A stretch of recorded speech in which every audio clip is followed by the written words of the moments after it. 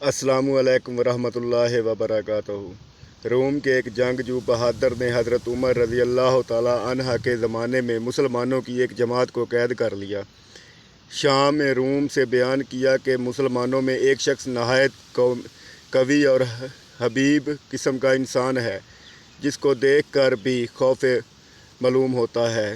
یہ سن کر بادشاہ روم نے اس شخص کو دیکھنے کے لیے طلب کیا۔ اس زمانے کے دستور کے مطابق شاہ روم کے سامنے زنجیر لگی ہوئی ہوتی تھی، جس کی وجہ سے باہر سے آنے والے کو بادشاہ کے سامنے جھک کر آنا پڑتا تھا۔ جب اس مرد مومن نے زنجیر دیکھی اور معلوم ہوا کہ اس کے نیچے جھک کر آگے جانا ہوگا تو اس نے بادشاہ کے پاس سامنے جانے سے انکار کر دیا۔ تب شاہ روم نے اس زنجیر کو اٹھانے کا حکم دیا تاکہ وہ شخص اس کے پاس آ سکے جس سے اس کو دیکھنا ہے اور اس سے باتیں کرنا منظور تھا۔ چنانچہ جب وہ شخص بادشاہ کے پاس گیا تو بادشاہ نے اس شخص سے کہا کہ تم ہمارے دین میں داخل ہو جاؤ تاکہ میں اپنی انگوٹھی تم کو پہنا کر روم کی سلطنت عطا کر دوں۔ یہ سن کر اس مرد مومن نے کہا کہ دنیا کا آخری کتنا حصہ تیرے قبضے میں ہے؟ بادشاہ کہنے لگا، دنیا کا تقریباً تہائی یا چوتھائی حصہ میرے قبضے میں ہے۔ اس مرد مومن نے جواب دیا کہ اگر پوری دنیا بھی تیرے قبضے میں ہوتی اور تو ایک دن کی اذان کے عوض مجھے دیتا تو میں تب بھی تیری یہ دعوت قبول نہ کرتا، جبکہ تو اپنی سلطنت کے عوض میں میرا ایمان خریدنا چاہتا ہے۔ شاہ روم نے یہ سن کر دریافت کیا کہ اذان کیا چیز ہے، تو مرد مومن نے اس کے سامنے اذان کے کلمات پڑھے۔ یہ سن کر شاہ روم سمجھ گیا کہ اس کے دل میں حضرت محمد صلی اللہ علیہ وآلہ وسلم کی محبت سما چکی ہے، اس طرح کام نہیں چلے گا۔ یہ سن کر اس نے حکم دیا کہ ایک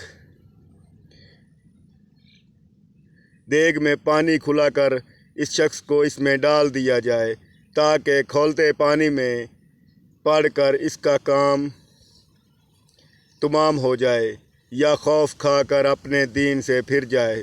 چنانچہ حکم کی تعمیل کی گئی۔ جب اس مرد مومن کو دیگ میں ڈالا گیا تو وہ بسم اللہ پڑھ کر داخل ہوا اور حکم الہی کی برکت سے دوسری جانب سے باہر آ گیا۔ یہ دیکھ کر لوگوں کو اور بھی تعجب ہوا اور اس کے بعد بادشاہ نے حکم دیا کہ اندھیری کوٹڑی میں اس کو بند کر دیا جائے اور 40 دن تک سوائے خنزیر اور شراب کے کوئی چیز اس کو کوٹڑی میں نہ ڈالی جائے۔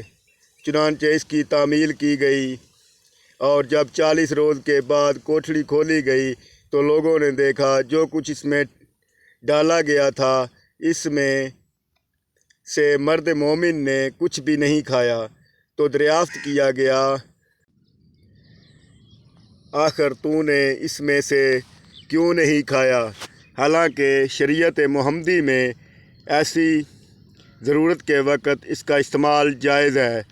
مرد مومن نے جواب دیا کہ اگر میں اس میں سے کچھ کھا لیتا تو تم کو خوشی ہوتی، میرا مقصد تم کو غصہ دلانا ہے۔ پھر بادشاہ نے اس سے کہنے لگا کہ اچھا، اگر تو مجھے سجدہ کر لے تو میں تجھے اور تیرے ساتھیوں کو چھوڑ دوں گا۔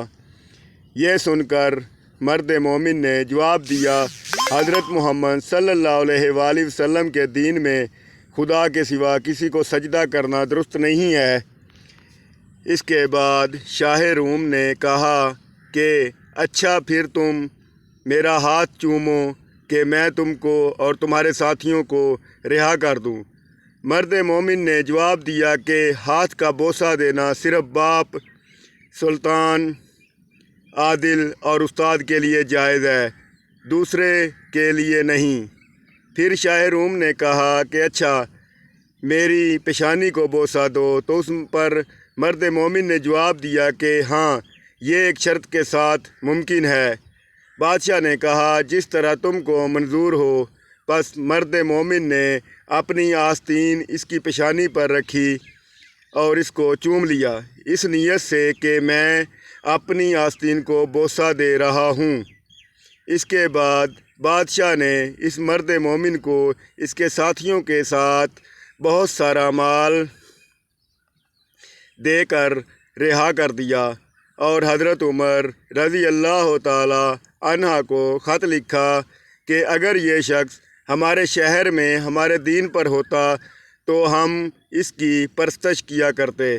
چنانچہ جب وہ شخص مرد مومن حضرت عمر رضی اللہ تعالی عنہ کی خدمت میں حاضر ہوا تو آپ رضی اللہ تعالی عنہ نے حکم دیا کہ مال سب کا سب اپنے حصے کے لیے مخصوص نہ کر لو، بلکہ اس میں سے رسول اللہ صلی اللہ علیہ وآلہ وسلم کی شہر کے لوگوں کو بھی شامل کر لو۔